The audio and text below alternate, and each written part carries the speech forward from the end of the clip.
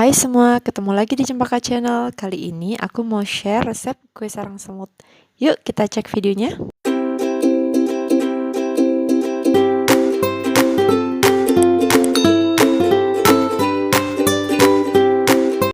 Ini untuk bahan-bahannya ya teman-teman. Untuk lebih jelasnya ada di kolom deskripsi. Untuk tepung terigunya ini aku sudah campur sama baking powder dan baking soda. Pertama-tama kita lelehkan margarinnya dulu ya. Ini saya matikan dulu kompornya setelah saya panaskan airnya. Terus saya letakkan margarinnya di atas pancinya. Jadi kayak metode di tim gitu ya teman-teman. Setelah mencair kita angkat dan sisihkan.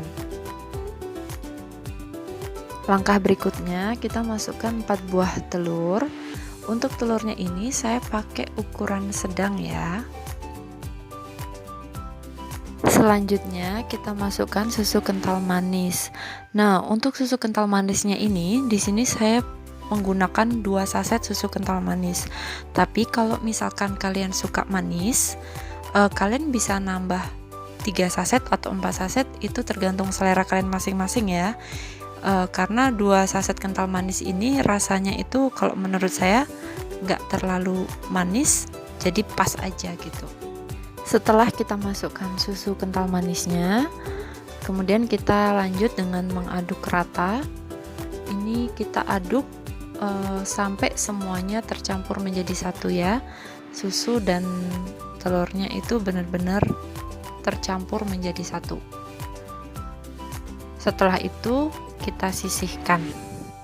Langkah berikutnya kita masukkan campuran tepung terigu, baking powder dan baking soda, lalu tepung tapioka, dan selanjutnya kita masukkan sirup karamel yang sudah kita siapkan.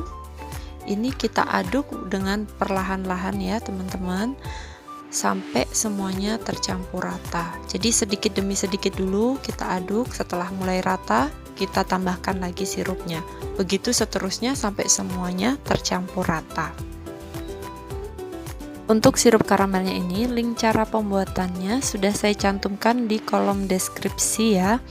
Jadi rasa sirup karamelnya ini tidak pahit dan juga tidak terlalu manis rasanya.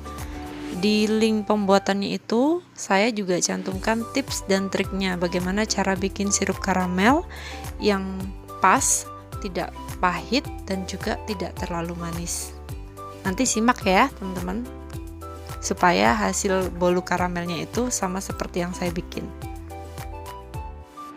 Nah, setelah semua adonannya tercampur rata seperti ini, tidak terlihat lagi adonan tepung yang bergerindil, kita bisa masukkan adonan kuning telurnya perlahan-lahan, sedikit demi sedikit aja dulu.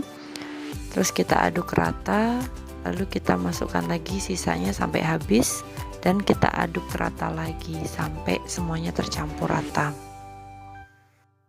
Kalau menurut saya adonan bolu karamel ini itu simple banget ya.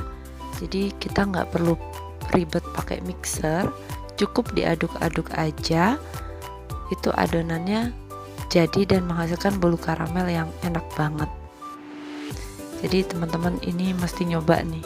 Ini adonannya sudah tercampur rata, lalu kita masukkan bahan yang terakhir yaitu margarin yang sudah kita lelehkan tadi.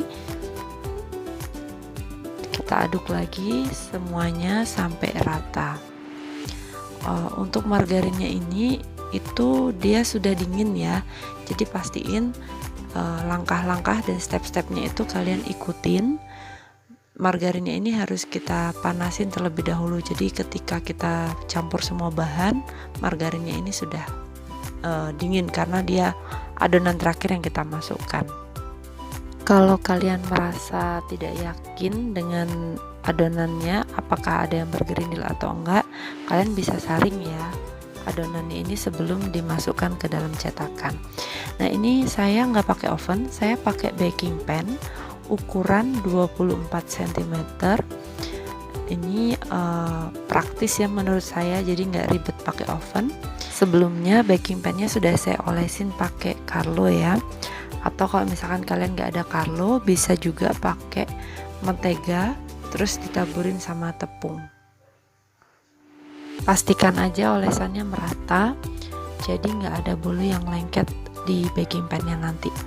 Oke, ini sudah ready untuk kita panasin. Untuk kompornya saya menggunakan api sedang cenderung kecil supaya hasilnya bagus nanti ya teman-teman. Nah, ini hasilnya ya. Jadi bolunya kurang lebih seperti ini hasilnya. Caranya kelihatan banget itu ya. Ini bolunya setelah saya keluarin dari baking pan teman-teman ya. Ini dia masih panas sebenarnya, tapi ini bolunya lembut banget, moist banget. Kalau dia baru matang itu dia agak sedikit berminyak. Jadi saran saya kalian tunggu agak dingin, jadi minyaknya itu akan menyerap semuanya ke dalam. Ini kelihatan banget waktu saya potong, dia lembut banget ya teman-teman.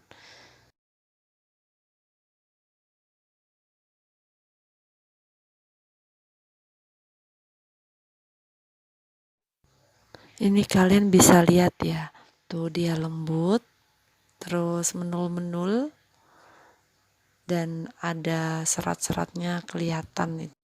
Kalau di rumah, ini resep favorit keluarga saya. Semoga kalian juga suka sama resep ini ya teman-teman.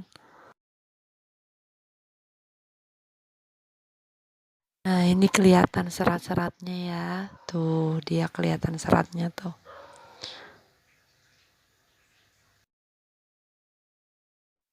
Tuh, ini kelihatan banget ya seratnya. Oke, saya coba bismillah.